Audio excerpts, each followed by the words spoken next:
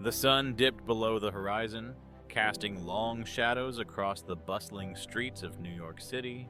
Spider-Man, the city's beloved web slinger, had just returned from a long day of crime fighting. As he swung through the city, he felt a nagging pull in his gut. He had an important showdown planned for the evening, but a quick glance at his suit revealed a major issue. His clean Spidey suits were all in the wash. With a frustrated sigh, he landed on a rooftop, rummaging through his gear.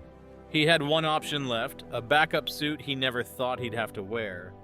A pajama onesie emblazoned with bright red and blue spider patterns.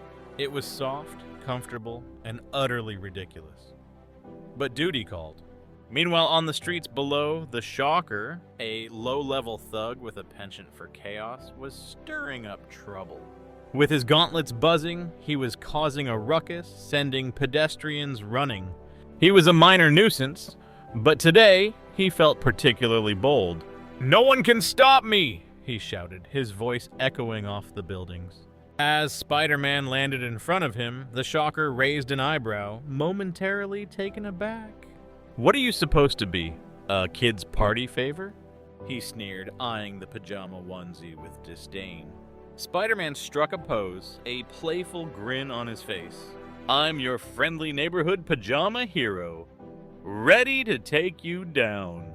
He could feel the embarrassment creeping in, but he had to stay confident.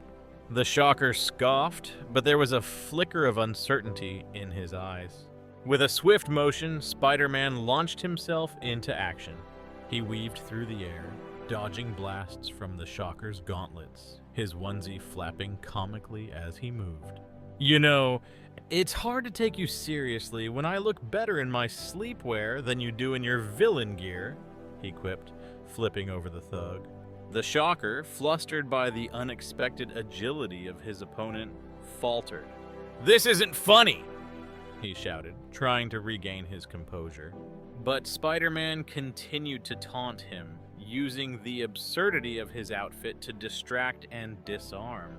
In a final dramatic move, Spider-Man spun a web around the Shocker, wrapping him up tightly. "Looks like it's bedtime for you," he said, landing gracefully, a triumphant smile plastered across his face. The Shocker struggled, but was no match for the quick-witted hero. As the police arrived to take the Shocker away, Spider-Man couldn't help but laugh at the absurdity of it all.